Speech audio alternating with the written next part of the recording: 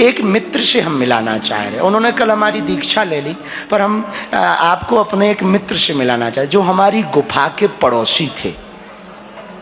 खड़ा हो बाबा, इधर आओ, इधर आओ। ये हमारे पड़ोसी थे साधना में, जहां हमारी गुफा थी वहां पड़ोस में इनकी भी एक छोटी सी झोपड़ी है। और ये रोज शाम को कॉफी पीने आते थे हमारे पास। इनको कॉफी बहुत पसंद है। ये हमको मोबाइल से बहुत जानते हैं, यूट्यूब से।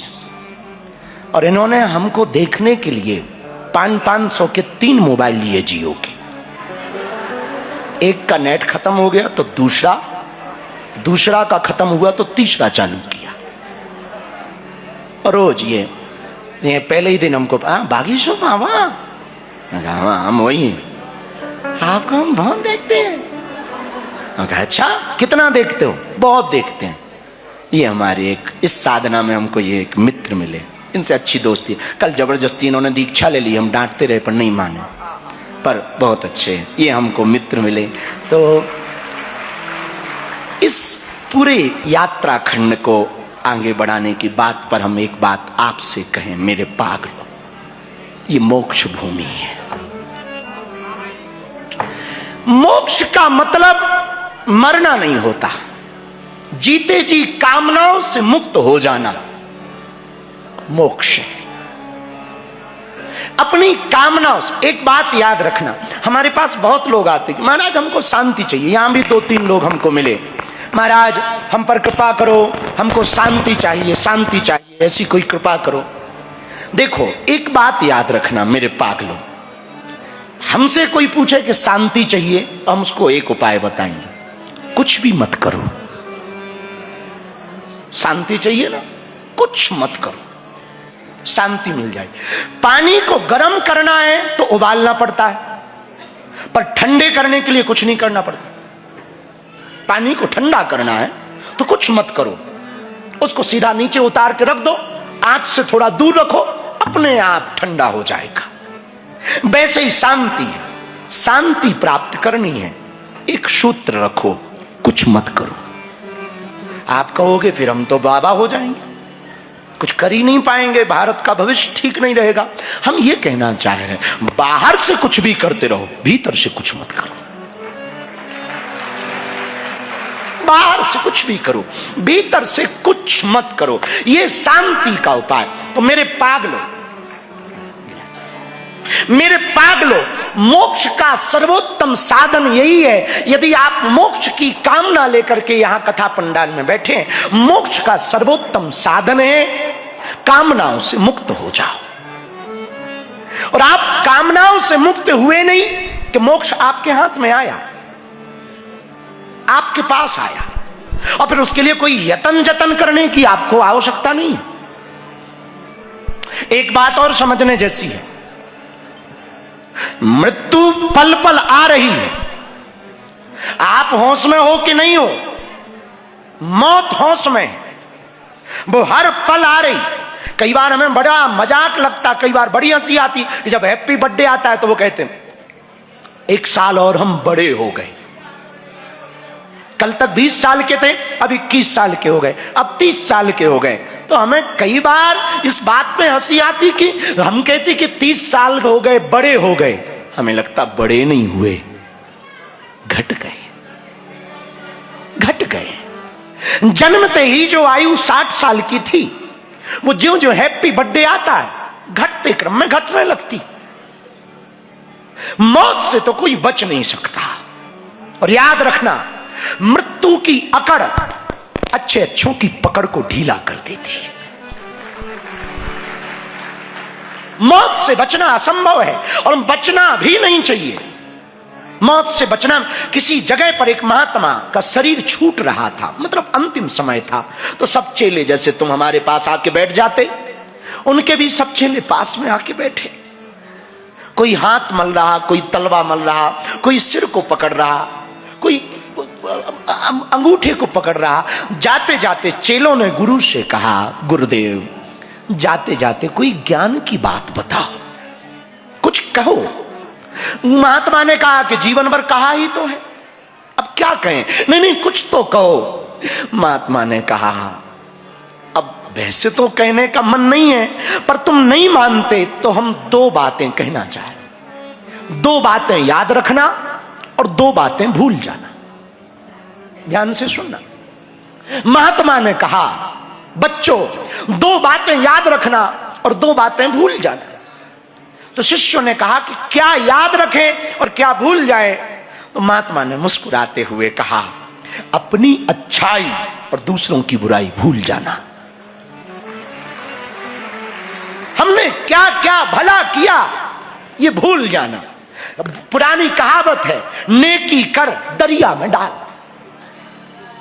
क्या क्या अच्छा किया ये भूल जाना, और दूसरों की बुराई, तुम्हारे साथ किसने किसने बुरा किया क्षमा करो, ये दो बातें भूलना। मेरे पागलों, दो बातें भूलना और दो बातें याद रखना। वो दो बातें ये हैं, पहली बात, एक नारायण को, दूसरा मौत को।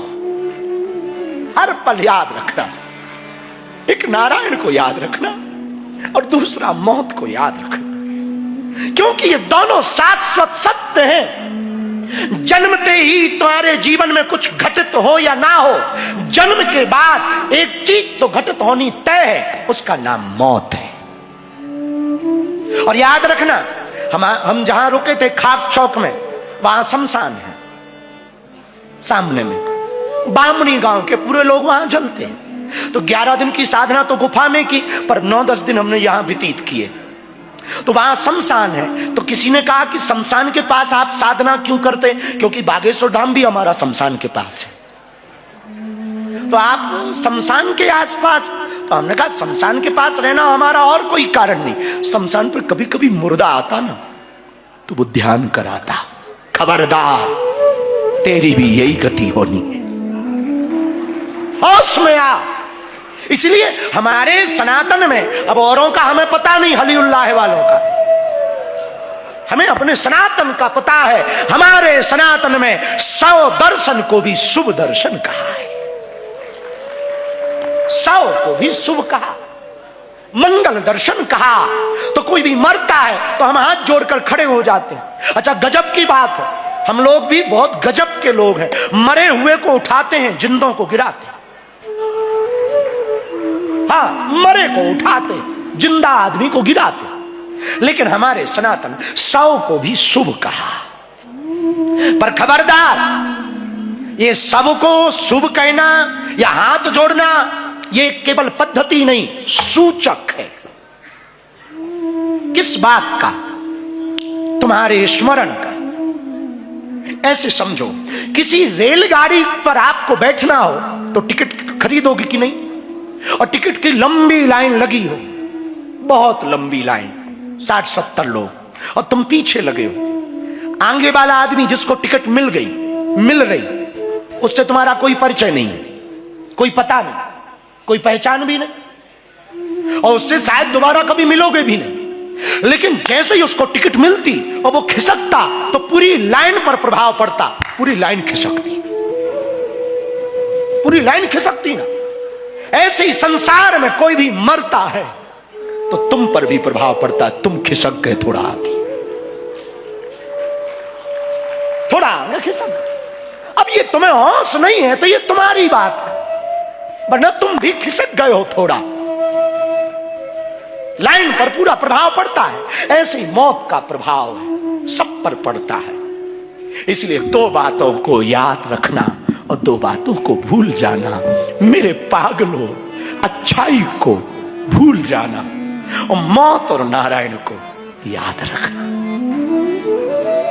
और अंत समय में नारायण याद आए, क्या कहना, क्या कहना। समझना तुमने सम्राटों वाला जीवन पाया है, फकीरों वाला सम्राट। लेकिन बड़ा कठिन है। रामायण में गोस्वामी जी ने कहा, जन्म जन्म मुनि जतन करा,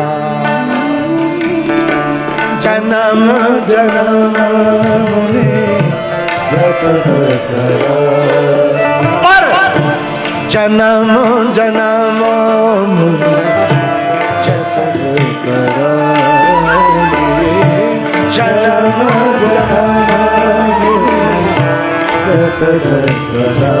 लेकिन मेरे पागल अंते राम कही आवत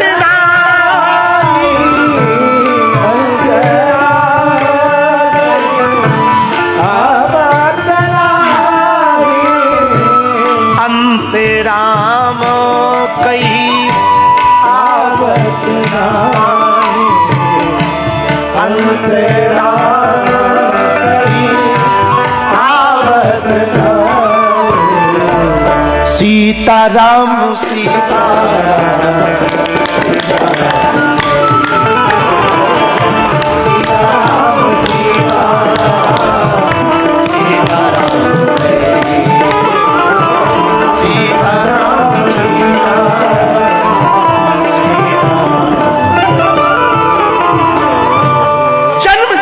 मुनि और महात्मा जतन कराते, पर मेरे पागलों याद रखना, अंत समय में राम ना कही आता, अंत समय राम नहीं कहे आता। इसलिए जब तक तुम सजग रहो, होश में रहो, सावधान रहो। बालाजी महाराज के कृपा पात्र बागेश्वर धाम पीठाधीश्वर परम पूज्य धीरेन्द्र कृष्ण शास्त्री जी महाराज का पावन संकल्प। मध्य प्रदेश में छतरपुर के ग्राम गढ़ा में बनेगा विश्व स्तरीय कैंसर अस्पताल एवं रिसर्च सेंटर, जिसकी आधारशिला देश के यशस्वी प्रधानमंत्री नरेंद्र मोदी जी के कर कमलों से रखी जा चुकी है।